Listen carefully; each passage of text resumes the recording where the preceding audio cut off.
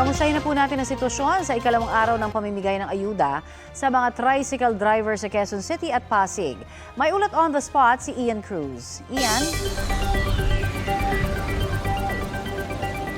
Yes, Connie, nagpapatuloy nga ang pamamahagi ng 5,000 pisong ayuda para sa mga tricycle drivers. Dito nga sa Pineda, Pasig ay tuloy-tuloy ang pamamahagi ng ayuda. At Connie, ang maganda rito ay umaabot lamang ng 5 minuto ang buong proseso para makakuha ng ayuda ang isang tsuper. Ika nga ay 5K in 5 minutes. Isa sa nakakuha ang 47 years old na si Oyoboy Ramos sa 20 taon ng tricycle driver.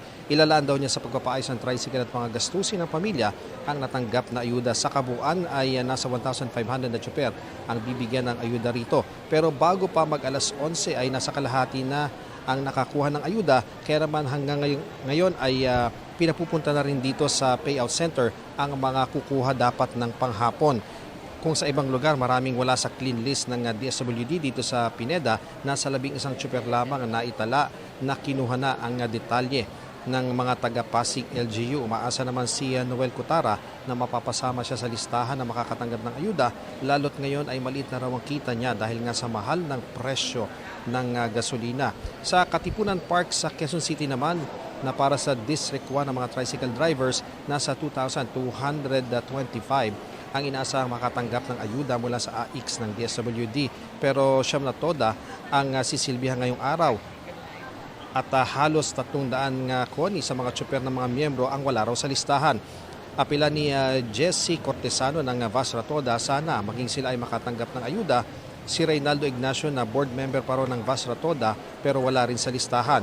Tiniyak naman ni Secretary Rex Gatchalian ng DSWD na lahat ng tsuper ay makatatanggap ng ayuda. Simple lamang daw ang dapat gawin: pumunta sa TODA o LGU at magbigay ng photocopy ng driver's license para maiproseso. Kailangan lamang daw talaga kumpleto ang detalye ng pangalan at kapanganakan. Kinausap din ni Secretary Gatchalian ang mga leader ng TODA para sa kanilang gagawin sa mga tsuper na nais mapasama sa bibigyan ng ayuda. Nasa 139,000 na tricycle drivers ang target na mabigyan ng tulong ng DSWD kasunod ng sunod-sunod na mega oil price hike dahil nga sa gulo sa gitnang silangan.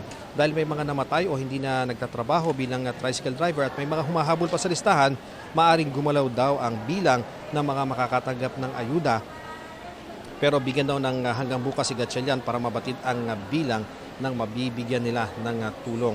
Kung magkakaroon ng part 2 ng ayuda sa mga tsuper dahil sa gulo sa Middle East, sabi ni Gatchalian, kukonsultahin muna niya si Executive Secretary Ralph Recto at ang economic team. Pero bago yan, susundan na muna raw ng DSWD na mabigyan ng ayuda ang motorcycle taxi drivers, TNVS drivers, food delivery drivers, pati na ang mga jeepney drivers. Isa naman ang 47 years old na si Dennis Zamora sa mga nakakuha ng 5,000 na ayuda niya. Malaking bagay ito sa kanya at sa pamilya. Makakatulong daw ito sa gastusin nila.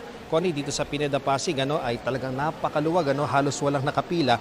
Kaya yung mga panghapon na kukuha sana ng ayuda ay pinapupunta na nga ngayon dito sa kanilang payout center. Yan muna ang latest mula rito sa Pasig. Balik sa iyo, Connie. Maraming salamat, Ian Cruz.